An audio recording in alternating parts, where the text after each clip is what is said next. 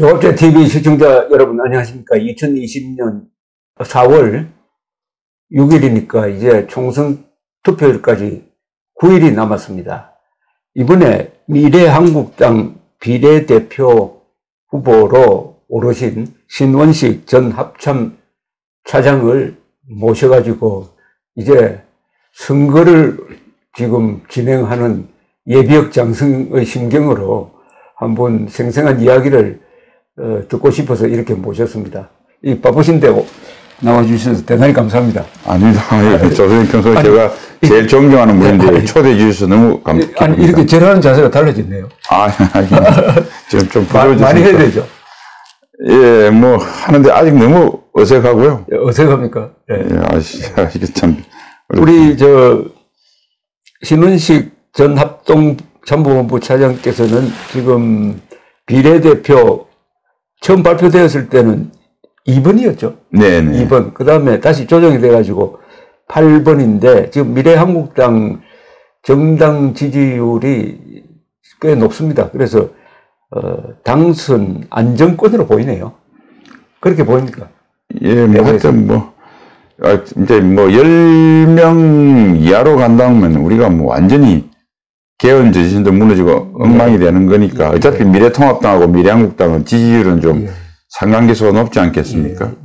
그 지금 이제 갤럽 지지율이나 기타 봐서 한 14, 15명 보는데 저는 이제 우리 숨은 애국 그 시민들이 여러 가지 좀 마땅찮은 게 있었죠. 그렇지만은 이제 그래도 문재인 정권 중단하기 위해서 마지막에 힘을 모아 주신다면 20석이나 22석도 이렇게 좀 저희들이 희망을 하고 지금 하고 있습니다.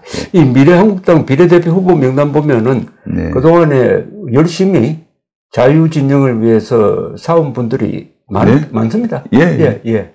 그러니까 우여곡절을 겪었지만은 이 정도로 많이 반영된 것도 아마 처음이죠. 그렇습니다. 그래서 어떤 분들은 특히 이제 예비역 우리 선배분들은 왜 2번에서 8번으로 가서 좀 섭섭해하는데 그게 아니고 당에서도 충분히 국방 안보에 대해서 충분히 중시하지만 이제 이게 선거라고 하는 것이 또 국민의 마음을 모아야 되는데 그렇죠. 안보가 조금 아무래도 전쟁이 나봐야 안보에 그걸 아는 거니까 당장은 경제니까 윤창현 또 우리 시카고 대학에서 박사학위도 받으신 잘 아시는 윤창현 박사, 그 다음에 또 네 번째는 또 장인 또 사무총장 하시는 분, 그 다음에 이제 조태용 차관하고 저하고 그 다음에 정경희 전 국사편찬 7번이신데 정경희 아주 좌편향 교과서 바로 잡는 그렇고 국정교과서 만드시는데 그리고 지승호 탈북자 자 그런데 요새 어떻게 지내십니까? 나는 비례정당은 선거운동을 어떻게 하는지 궁금합니다. 좀 알려주십시오. 선거법상 어떻게 되어 있냐면 저희들은 유세차를 별도로 해서 우리 트럭에 연설하는 거는 비례대표 전문정당은 못하게 되어 있습니다. 아, 그래요? 예. 그 대신 또 이런 방송 출연은 유튜브는 상관없습니다만은 중앙방송에서는 또 비례대표를 안 낸 우리 미래통합당은 또 못하게 돼 있어요. 그게 큰 흐름이고, 각 이제 공직 후보에 대해, 저는 후보지 않습니까? 그렇죠. 그러니까 이제 미래통합당은 법적으로 완전 다른 당이기 때문에, 그렇죠. 일체의 선거 지원 유세나 이런 걸 할 수가 없습니다.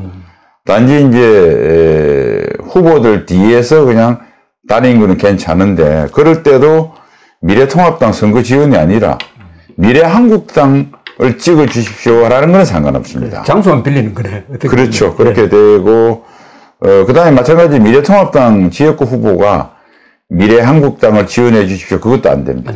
그러니까 이제 공직선거에는 후보와 후보 배우자는 안 되고 나머지는 지장 없습니다. 그래서 저희 같은 경우도, 단체로 이렇게 가서 원유철 대표 같은 경우는 이번에 불출마 선언을 하셨기 때문에. 원유철. 원유철입니다. 미래한국당 대표. 이분은 불출마를 했기 때문에 후보가 아니기 때문에 연단에 올라와서 연설을 가능합니다. 미래통합당 지원. 그래서 지난번에 선관위가 왜 우리 황교안 대표는 우리 비례당인 미래한국당 지원을 못하게 돼 있고 이해찬 대표는 하게 되지 않습니까? 그게 뭐냐면 이해찬 대표는 공직 후보가 아니기 때문에 그렇습니다. 이제 그런 규정에 의해서 저도 오늘 오세훈 후보하고 나경원 후보 사무실에 지원을 하고 왔는데, 뭐 오세훈 후보하고 이렇게 할 때도 여기서 했는데 이제 각자 건너편에서 저는 저희 미래한국당 찍어주십시오, 미래한국당 찍어주십시오 이렇게 하는 거고, 오세훈 후보는 미래통합당 기호 2번 그 오세훈입니다. 뭐 이렇게 하는 건 전혀 선거법에 문제가 없습니다. 네. 오세훈 전 서울시장은 여론조사에서는 좀 고전하는 걸로 나오는데 현장에서는 어떻습니까? 오늘 한겨레 신문에 예. 보셨습니까? 안 봤습니다. 한겨레 신문에 특별히 나경원, 오세훈 두 후보 걸 그래프가 그려졌던데, 이렇게 벌어졌다가, 예, 이게 내려오고, 민주당은, 고민정 후보는 이게 올라서 붙었어요. 예. 그래서 제가 현장 가서 느낀 게, 뚝성 역인데, 전철역. 왜 가보면 이렇게, 아유, 화이팅입니다. 반갑습니다. 미래한국당 이러면 같이 화답해 주시는 분이 있고요. 어떤 분들은 외면하시는 분이 있는데, 물론 외면하시는 분도 뭐 찍으실 분도 있고, 화답하시는 분도 안 찍을 수도 있겠습니다만은, 하여튼 느낌은 한 70%가 아주 젊은 분들, 젊은 여성분들, 남성분들, 제 기대했던 것보다는 굉장히 놀랍게 호응을 해주고 해서, 제가 이제 4월 2일 우리가 선거 시작되는 날, 김종인 미래통합당 선대위원장하고 저희하고 전부 다 원유철 대표하고 수원에서 경기도당에서 선거대책회의를 하고, 제가 이제 평택, 오산 뭐 이렇게 쭉 수원을 쭉 둘러서 왔는데, 첫날이라 그런지 그렇게 안 따라오더라고요. 난 이제 평택은 원유철 대표가 한 5선을 한 지역이라 거기는 좀 분위기가 있는데, 안민석 의원이 나온 오산의 그 최윤희 의장 갔을 때는 영 아니던데, 제가 이제 원래 합참의장으로 모셨기 때문에 제가 차장할 때 1월날 어제 또 갔습니다. 제 집사람하고. 그때 갔을 때 보니까 분위기가 좀 선거 분위기가 올랐더라고요. 그러고 저희 토요일 날 새벽에 KTX 타고 부산에 하루 종일 들어갔습니다. 그랬습니까? 예. 그래서 뭐 다른 지역은 뭐 제가 봐서 이제 괜찮고, 김해 장기표 선생님들 갔는데 그런데도 분위기가 있고, 그다음에 이현주 의원이 남구에 아주 고전을 한다고 해서 마지막에 거기 가서 집중을 했는데, 저는 이제 고향이 부산이기 때문에 학교를 고향은 뭐 아닙니다만 초중고등학교를 부산에서 나와서 전체 유세하는데 분들은 다른 데로 가고 저 혼자 이렇게 걸어서 남구 지역을 한번 쭉 돌면서 시민 반응을 봤더니, 이거 생각했던 것보다 이현주 의원이 분위기가 저는 괜찮다고 느꼈습니다. 물론 제가 막 잠깐 본 거니까 속단하기 이런데, 그리고 한 7, 6시 반인가 돼서 이제 문정동 사거리에서 우리가 합동 유세를 했는데, 아주 시민들이 골목골목 많이 모여서 골목에서도 다 듣고, 그래서 부산에서 사실은 전재수 후보하고 남구의 박지호 후보가 제일 민주당에서 경쟁력이 있다고 하는데, 저쪽에 전재수 후보 쪽은 안 가봤는데, 박지호 쪽에는 이현주 의원이 한번 해볼 만한 싸움이 아니냐, 뭐 이렇게 느끼고 왔습니다. 지금 여론조사로는 지금 미래한국당은 뭐 별개로 하더라도 미래통합당 상당히 불리하게 되어 있습니다. 그렇습니다. 불리하게 되어 있고요. 그 다음에 미래한국당은 또 거의 모든 조사에서 더불어시민당보다 앞서는 걸로 나와요. 거의 근데 엎치락뒤 잘 그 큰 차이는 아니에요. 그런데 이제 저쪽은 이제 열린 민주당하고 두 개가 나눠서 합쳐야 사실은 그렇죠. 우리 객관적으로 평가하는 그 차이인데, 그래도 미래한국당보다는 미래통합당보다는 이름이 상당히 좀 친근하게 느껴져요.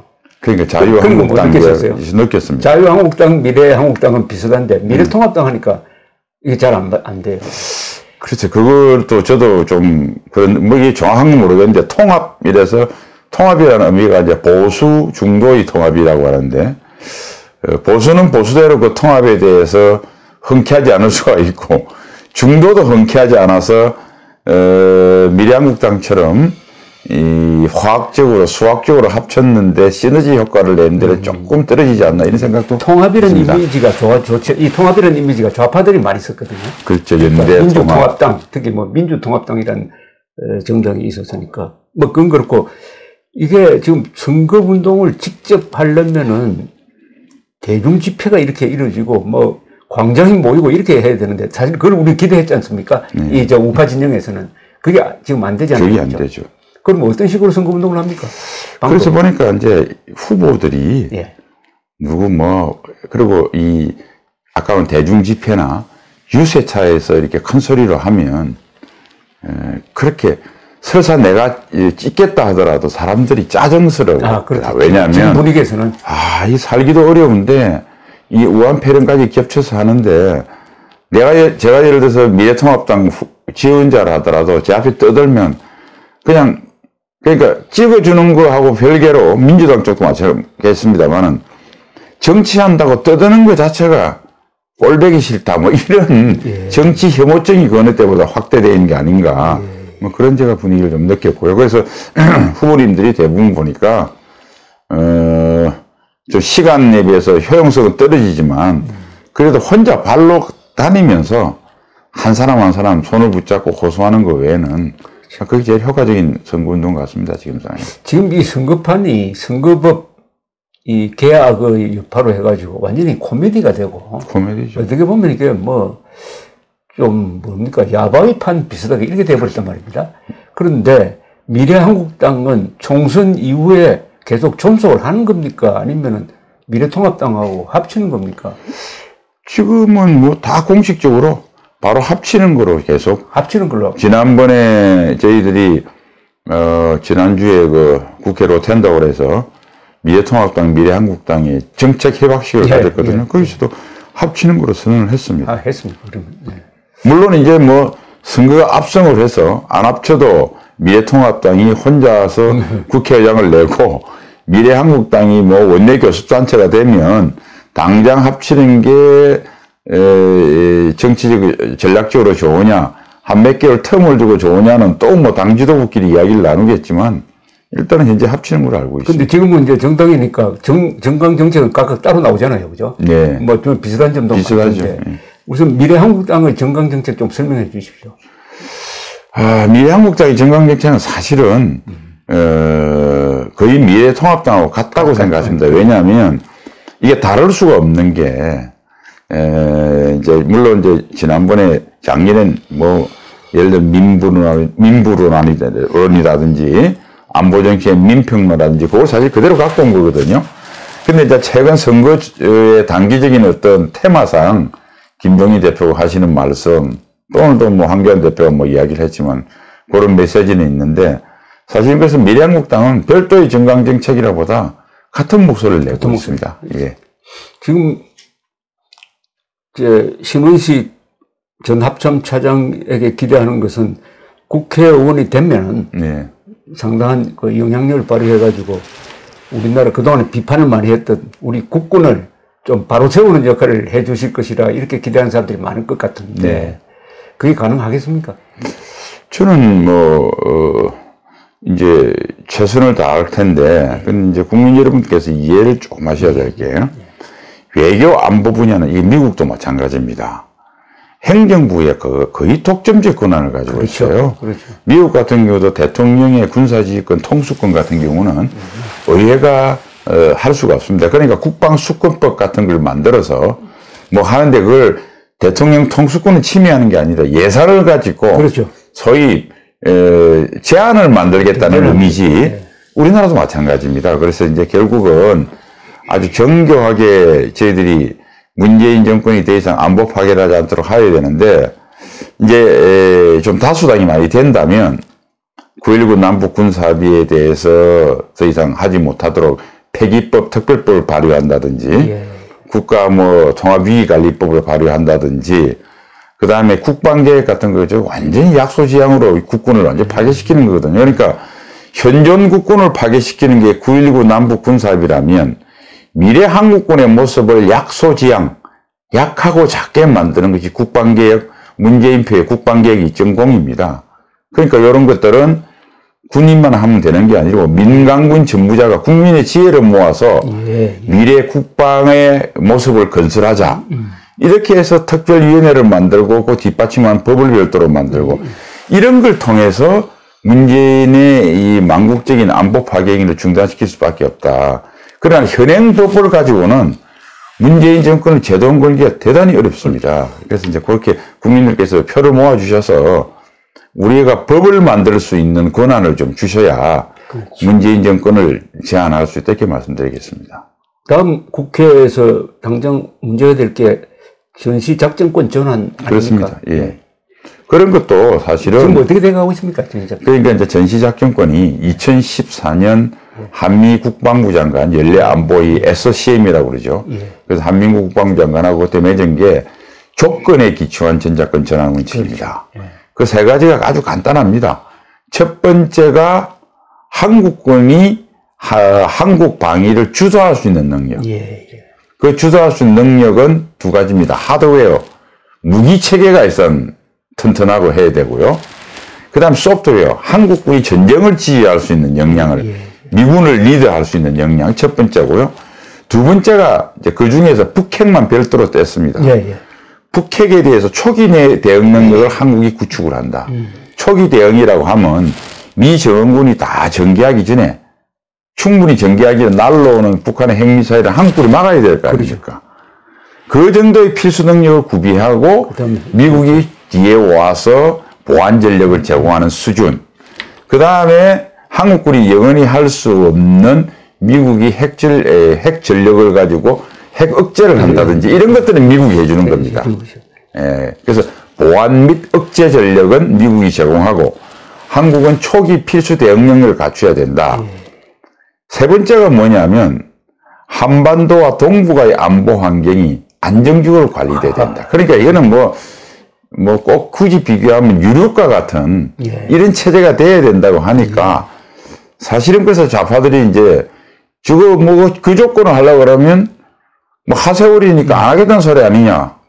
그럼 저희들이 그럽니다. 조건이 안 되는데 왜 합니까? 그 10년이든 20년이든 조건이 되면 내년이라도 조건이 되면 한국군이 미군을 지휘할 수 있고 동북아에 나토나 EU 같은 평화체제가 구축됐는데 우리 넘겨받으면 되죠.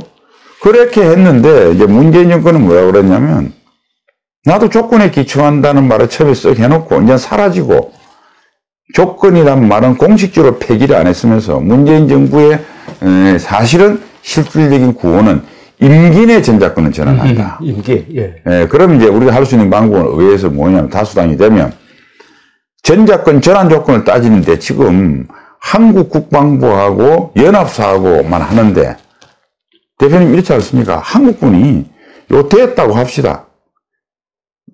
우리가 받겠습니다 하는데 미국이 계속 거부할 수도 없고. 그렇죠. 그다음 또 중요한 게 이 전작권 전환 조건이 됐느냐 안 됐느냐 하는 것은 연습을 통해서 하는 겁니다. 연습을 안 하잖아요. 그렇죠. 그러니까 이렇게 국민 여러분 이해하시면 됩니다.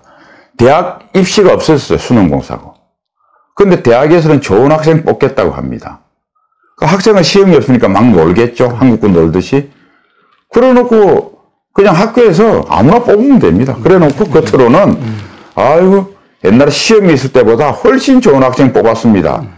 이 말이 안 되는 거죠. 그러니까 전작권 전환 조건을 군사적이거나 객관적이거나 과학적으로 결정하겠다는 게 아닌 정치적 의사결정으로 이루겠다고 하는 망국적인 만들었거든요. 이거를 이제는 양국 군대 좋다. 그 다음 의회도 가입하고 밖에 있는 예비역이라든지 군사 전문가들이 한미가 같이 있어서 군에서 보고한 것들을 정말 충족이 되는가 현장에서 따져보겠다. 예. 그래서 이것은 국민평가단을 만들어서. 좋은데요, 국민평가단. 예, 그걸 이제 저는 국방에 가면 주장할 생각입니다. 예. 그리고 거기 만약에 국민평가단이 그럼 적어도 국방위에 보고하고 우리 국방위에서 특별 국민공청단을 만들어서 전문가들하고 따져보겠다. 문재인 정권이 이것을 거부하면 그냥 닥치고 무조건 전환하겠다는 것밖에 안 되거든요. 근데 이런 것들을 사실은 우리가 들어가서 해야 될 일이다. 그래서 국민들께서도 그냥 우리가 무조건 전작권 전환을 반대하는 게 아니고요. 조건이 되면 한다. 그 조건을 따져보자는 겁니다. 예, 이렇게 주장할 생각입니다. 지금 이번 지역구와 비례대표 여기에 현역 여야를 불문하고 이 안보 전문가라고 그럴까요? 현역 장성들이 몇 사람이 지금 후보로 올랐죠? 우리 이제 미래한국당은 예. 일단 저 혼자고, 그렇죠. 비례는, 비례. 지역구는 이제 아주 이번에 3선이신데, 한기호 의원이라고, 예. 이번에 선거구가 좀 조정이 돼서, 춘천에 출마했어요. 춘천, 원래는 철원, 화천, 인제, 양구, 홍천인데, 예. 뭐 홍천이 떨어져 나가고, 춘천을 가지고 이렇게 가볼구로 나누면서, 막강한 철원, 화천, 인제, 양구의 반과 춘천의 반을 한기호 의원, 예. 또 한 군데 반을 우리, 애국시민들이 좋아하시는 김진재 예. 두 분이 나오셔서 내일 제가, 10시에 강원도당 회의에 참석하는데, 그 두 분 뵙고 또 지원 유사를 할 예정입니다만, 그분이 한 분 계시고, 오산의 민주당 안민석 의원, 뭐, 이야기 안 해도 잘 아시죠? 박근혜 대통령, 박정희 대통령이 무슨 뭐 수조를, 유럽에 돈을 빼돌려서 뭐 최순실을 통해서 박근혜 대통령 비자금 이거 자기 찾으러 간다고 했던 오산의 그 유명한 노터리 여산, 안민석 의원으로부터 오산의 자존심을 지키겠다고 해군 참모총장과 합참의장을 하신 최윤희 후보가 두 분이 계시고요. 그렇게 되면 세 명에다가 이제 민간인이지만은 군인 못지않게 안보에 대해서 뭐 탁월하신 조태영 차관님하고 그 다음에 이제 천안 을에 또 나온 신범철 박사. 예. 이런 분들이. 아산연구소에 계시던 분이요. 예. 그래서 저는 이제 뭐 미래한국당이지만 그분도 이제 미래통합당으로서 지금 선전을 하고 있는데 뭐 결과는 어떻게 될지 모르겠습니다만은 뭐 하여튼 잘 되신다면. 또 여당 쪽에 비례 후보로 누가 한 분 나오셨죠? 예, 김병주라고. 예. 원래는 2번이었는데 더불어시민당에서 앞에 1번부터 10번까지 시민단체 넣는 바람에 아마 12번으로 된 걸 알고 있는데, 밀렸습니다. 예, 이제 육군 대장 추진 한 분이 계시고, 뭐 그런 정도고, 그 외에도. 과거보다는 좀 많은 편입니까? 예, 많았습니다. 그리고 민주당 쪽에도 해군 참모총장을 했던 황기철. 그분이 이제 또 뭐, 진에 넣으시고. 뭐 그래서, 저도 20대보다는 여야를 불문하고 군 출신들이 좀 많이 이렇게 포진을 할 것 같습니다. 예. 그렇죠. 하나 빠졌구나. 세종의 김중로 의원. 국민의당의, 안철수 국민의당의 과거에 비례대표로 군 출신 모고 되셨다가 이번에 지역구도 출마하셨습니다. 이번, 미래통합당. 출신이죠. 그런데 이번, 지금 딱 이렇게 여론조사를 보면은 사실은 미래통합당이 과반수는 일당은 좀 어렵고 최악의 경우에는 개헌 저지선을 지킬 수 있느냐 하는 것 또는 현어성을 지킬 수 있느냐 하는 것 정도로 아주 불리하게 되거든요. 이 구조적으로. 그런데 현장에서 느껴보면 또 다를 겁니다. 그죠? 예, 저는 이제 조 대표님 말씀대로 뭐 여론조사에 믿을 게 없지만 불신이 가더라도 근데 계속 오늘도 중앙일보 보니까 그 표본이 뭐 문재인 대통령 지지했던 사람이 50 몇 프로더라고요. 59%인가 많이 과대표되는 과대표되는 건 틀림없고 그건 사실이에요. 이제 그런 거 문제가 있고 그다음에 뭐 이렇다고 제가 희망 회로를 돌리는 건 아니지만 제 느낌 제 분석은 그렇습니다. 지금 역대하고 좀 특이한 게 무당층이 많이 증가했지 않습니까? 그런데 선거 또, 중앙선관위에서 2,000명 갤럽을 통해서 한 거는 또 투표 의지는 또 10% 높아졌어요. 자, 그러면, 뭐 이게 무작정 낙관적으로 보는 건 아닙니다만 이런 측면이 있지 않겠습니까? 지금 무당층 중에서, 여당을 지지하는 사람이 무당층에 남아있을 그 가능성은 별로 없다고 봐요. 지금 부동층은 뭐냐면 크게 보면 원래 정치에 관심이 없어서 절대 투표 안 하실 분들. 그 다음에는 보수적 경향이고 자유우파적 경향인데 여러 가지 실망을 했거나 원래 갔다가 실망해서 부동층으로 갔거나 아니면 그전부터 우리가 뭐 정직하게 인정을 하면 문재인 정권은 싫은데 그렇다고 과거 자유한국당한테는 마음이 안 간다는 분이 상당히 많았지 않습니까? 이런 분들이 아직도 남아 있어서 이거는 이제 9일 남았지만은 우리 이제 좀 더 노력을 해서 그런 분들이 올 수 있도록. 그래서 이제 저는 뭐 선거에 대해서 잘은 모릅니다만은 이제 뭐 중도 확산 이런 것들은 뭐 해야 되겠지만 큰 그거보다는 거의 마음을 정한 이 사람들이 이 마음이 투표장으로 가는 게 하는 거예요. 즉 우리한테 마음이 지지를 표명했거나 지지할 생각이 조금은 있는데 아직도 마음이 확실하지 못한 분들이 얼마나 강력한 투표 의지로 가느냐. 여러분 2012년 대선 기억나십니까? 박근혜 대통령 그때 오후에 지고 있다고 하는 뭐 있던 이 돌아서 거의 모든 나이 드신 분들이 정말 그 병상에서 못 일어나면 빼놓고는 휠체어를 타고 다 와서 우리 얼마 이긴지 아십니까? 겨우 108만 표 이겼습니다. 그때 만일 그 위기의 시기에서 나이 드신 분들이 몸도 불편하고 힘든데 아이고 나 아니라도 되겠지라고 했으면 어떻게 됐을지도 몰라요. 근데 이분은 코로나에 나이 드신 분들이 걸리면은 치사율이 높다는 게 너무 많이 알려져 가지고 50대, 특히 60대 이상 골수 보수 지지층이 투표율이 낮아지면은 그게 하나의 치명적이잖아요. 변수인데 그에 대해서 무슨 대책이 있습니까? 이제 뭐 호소하는 건가?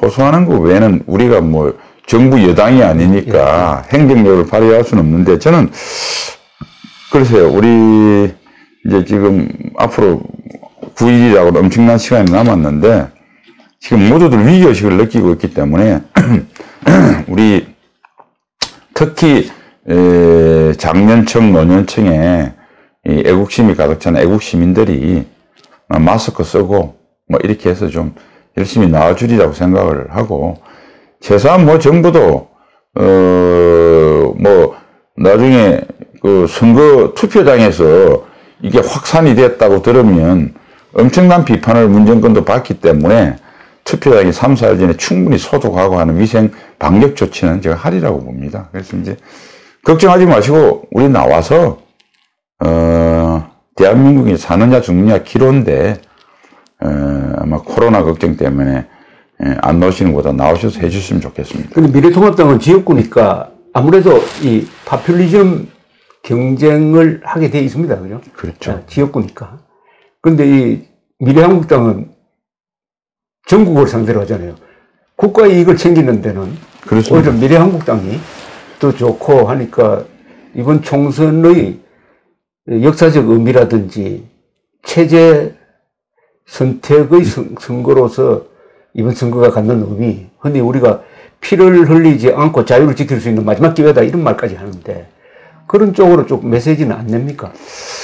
이제 계속 저희들도 뭐 그런 메시지를 내긴 하는데 아시겠지만은 저희도 매 조수진 대변인이 매일 내는데 이게 언론에 잘 반영이 안 되죠. 거의 반영이 안 되고 통합당 거도 상대적으로 조금 소홀히 다뤄주는데 그래서 참 국민들한테 안타깝고 그래서 사실은 그전에도 그랬습니다만은 이 유튜브 외에는 충분히 호소하기 힘들고 그 다음에 이제 한 가지 이거는 저희들이 합치는 걸로 되어 있습니다.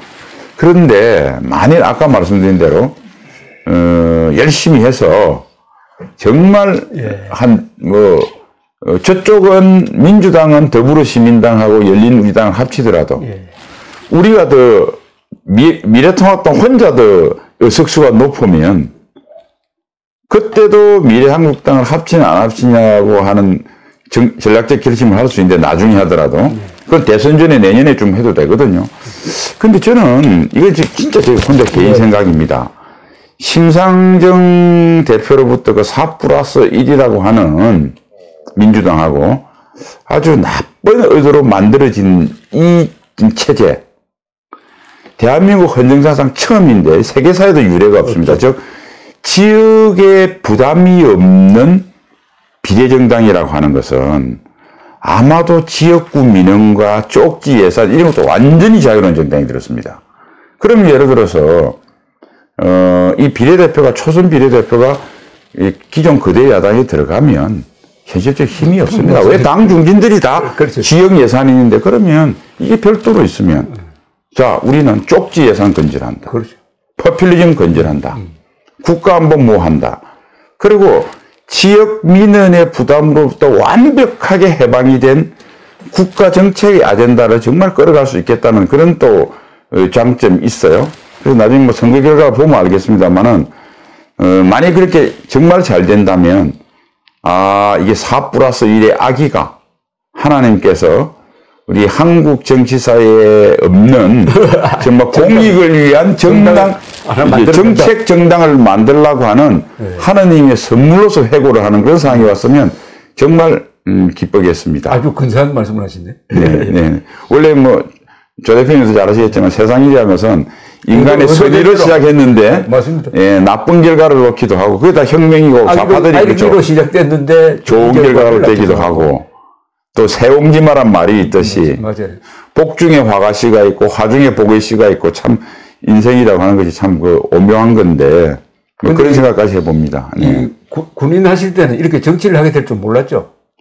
저는 솔직히 전혀 몰랐고요. 만약에 제가 잠깐 제가 전역하고 난 뒤에 한 1년 이렇게 뭐 정당 활동 비슷한 걸 한 적이 있습니다만은 문재인 정권이 들어서고 2018년 초가 돼서는 이거는 안 되겠다 싶어서 모든 당적도 버리고 또 제 고향에서 뭐 재보선이 있어서 좀 이야기도 있었는데 제가 상대적으로 사양을 했고 그냥 특히 대한민국 소 예비역 장성단을 막 그때 만드는 무렵이라 제가 현실 정치에 떨어져서 거기를 빠지면 물론 훌륭한 분들이 많으시지만 9.19 군사 합의를 촉매로 시작됐는데 이것도 좀 안 될 것 같고 뭐 이런저런 이유로 했다가 하여간 또 당 쪽에서 제안도 있었고 그래서 제가 이제 제가 자유한국당 당원은 아니었습니다.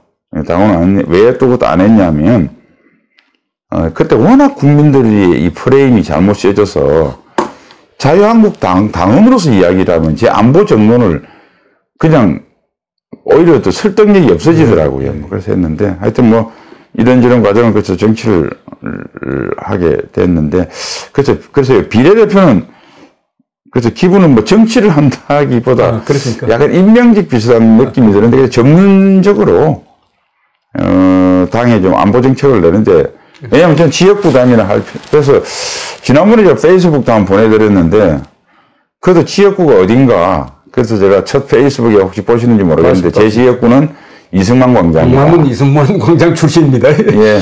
저희 지역구는 광화문 이승만 광장입니다. 아주 근사한데요. 그래서 사실은 가장 인기 있는 염사였잖아요. 그럼 뭐 그렇게 이쁘게 봐줄 수 있고 저희 거기에 이제 또 정군연에도 있고 대수장에 사무국장을 하는 제 육사 후배 한 명을 이제 보좌관을 2줄 뽑잖아요. 그러니까 너는 국회 업무보다 지역구 관리를 해라. 그래서 여기 이제 애국단체들하고 계속 관계도 맺고 혹시 이제 애국시민단체에서 무슨 미래카나마 입법이나 의회 협조할 일 있으면 제가 통보가 좀 되고 수시로 참조해서 그분들 애로사항도 듣고 협조도 구하고 그럴 생각입니다. 선거운동 기간이라도 지금 정광훈 목사 사실은 그분이 움직이는 종합병원이라고요. 병이 많아요. 이 목에 철심을 3개를 박아가지고 있고 당뇨병도 있고 해가지고 의사 진단서에 의하면은 자세가 좀 삐끄러진다 해가지고 이 목 수술하는데 타격이 오면은 급사할지 모른다 이렇게 되어 있는 사람을 지금 말도 아닌 선거법 위반 혐의로 구속해놓고 있거든요. 여기에 대해서 미래통합당은 아무 관심이 없는데 선거운동 기간이라도 이런 거 좀 말씀해 주십시오. 네, 알겠습니다. 이승만 광장 출신이잖아요. 예, 알겠습니다. 근데 1차 세계대전 때 프랑스의 전쟁 내각에 수상을 한 사람이 클레망소 아닙니까? 네. 클레망소가 유명한 이야기 했잖아요. 전쟁은 군인한테 맡기기에는 너무나 큰일이다. 이렇게 하니까 드골은 또 군인 출신 아닙니까? 군인 출신이 정치는 정치인에게 맡기기에는 너무 큰일이다. 이런 이야기를 했더라고요. 어쨌든 한국은 다른 뭐 평화 지역의 나라가 아니고 이념 대결을 사생 결단하는 이념 대결을 하는 입장에서 정치와 군인이 사실은 이게 하나 아닙니까? 정치와 군사라는 게 떨어져 있는 게 아니고. 네. 예. 그런 점에서 정치 의식이 있는 분이 군인이 돼야 되고 군인 의식이 있는 사람이 정치인이 돼야 되는 거 아니겠느냐 생각이 드네요. 그 사실은 조 대표님도 잘 아시겠지만 정치가 거창하게 여러 가지 있는 것 같지만 실제로는 부국강병이거든요. 그렇죠. 나라 백성들을 좀 편안하고 물산이 풍부하니까 외적이 담 넘어 들어올까 담 지키고 그래서 안전 걱정 없이 그래서 우리가 국민의 생명과 재산을 보호한다고 늘 그러지 않습니까? 그러니까 사실은 치자의 덕목이 군인일 추진이 필요는 없지만은 군사 문제를 이야기하면 저게 무슨 말인지 이해를 해야 됩니다. 그렇죠. 미국 같은 경우는 가장 강력한 안보 지침 닥트린을 대통령이 내려요. 그렇죠. 닉슨 닥트린, 트루만 닥트린 그러면 그런데 대통령이 닥트린을 내오면 외교원이 외교, 국방은 국방 플랜을 합니다. 그래서 트루만 닥트린의 마샬 플랜이 되는 거예요. 그럼 대통령이 최소한 국방에 대해서 기본 이해력은 있어야 된다. 그 다음에 경제도 마찬가지입니다. 경제도 기본적인 이해력이 있어야 된다. 저는 그냥 말씀드린 게 참 과거는 우리가 소위 오디오 시대고 비디오 시대가 아니고 하니까 대통령 되실 분들이 좀 신비주의적으로 뒤에서 이렇게 하고 밑에 참모들이 하는데 지금은 사실은 국민하고 대통령이 직접 소통을 하셔야 돼요. 그러면 미국 요새 워렌 이런 사람들 좌파 보면 보험 하는 거 보니까 저 사람이 어떻게 이게 전문가인가. 미국에 지금 민주당이나 공화당 경선 트럼프 대통령도 마찬가지지만은 모든 국가 아젠다에 대해서 안 보고 줄줄줄 합니다, 사실은. 그런데 우리도 언젠가는, 우리도 아마 그런 시절이 올 텐데, 여야 각 후보가 그거 할 때, 탁 소매를 이렇게 나와서, 우리 사회가, 우리 대한민국이 안고 있는 문제점, 예를 들면 1번부터 10번, 그 다음 1번부터 10번까지 내가 이런 해결 보관을 갖고 있다. 자, 이런 나의 큰 개념을 추진할 사람. 그래서 나는 경제 전문가 누굴 모셨다. 노동 전문가 누구다. 교육 누구다. 국방 누구다 해서 탁탁탁 해서 이거 섀도우 캐비넷이거든요. 이 정도 돼야 국민들이 듣고, 저분이 내가 아픈 걸 저렇게 알고 있구나. 저 사람이 큰 개념을 이렇게 갖고 그것을 아주 디테일하게 실천할 저런 전문가를 모았구나. 이제 이 싸움입니다. 그리고 이제는 세상이 복잡해져서 대통령이 그 정도 이해를 하지 못하면 좋은 대통령을 되기 굉장히 어려운 시절이 됐거든요. 그런 측면에서 아까 말씀하신 대로 대통령이 닥트린을 하달할 수 있도록 자기 입으로 현존과 미래의 국방에 대한 우리는 이 방향으로 나간다는 것들을 자기 목소리로 물론 참모들한테 공부를 하겠지만 하고 기자들이 Q&A 질문을 했을 때 적어도 서너 차례는 대답을 할 수 있는 역량으로 우리 모두 정치지도자들이 공부를 좀 하셨으면 좋겠어요. 그런데 제일 중요한 것은 군인적 소양을 갖춘 대통령과 정치인이 있어야 됩니다. 저는 우리 역사에서 이승만 대통령은 굉장히 군인적인 사람입니다. 군인적인 정치인이고 박정희는 오히려 반대입니다. 굉장히 문인적인 군인입니다. 이분이. 문인적인 군인. 두 가지 소양을 같이 가진 분이 꼭 지도자로서 필요한데 우리 앞으로 꿈이 크시겠습니다. 좀 열심히 안보가 사실 국방이 제가 보니까 조 대표는 당면 북핵 위협도 있고 저는 다행히 미중 간에서 미국이 잘해서 중국을 조금 약화시키면 좋겠지만은 이게 만일 잘 안 되면 몇 년 이내 중국이 큰 위협으로 다가올 겁니다. 우리 5천년 역사 중에서 중원이 나눠져 있을 때는 우리 한민족이 기피하고 살았지만은 중원에 강력한 중국 한족 통일 국가가 생기면 꼭 우리가 무슨 문제가 생겼어요. 그러니까 제가 봐서는 우리가 중국, 러시아, 일본하고 헤어져서 우리 한반도 노를 지어가지고 우리가 남미나 아프리카로 가서 살 수도 없는 거고 영원히 여기서 살아야 됩니다. 그래서 국민들이 당장 생업과는 조금 무관하더라도 국방에 관심을 가졌으면 좋겠고요.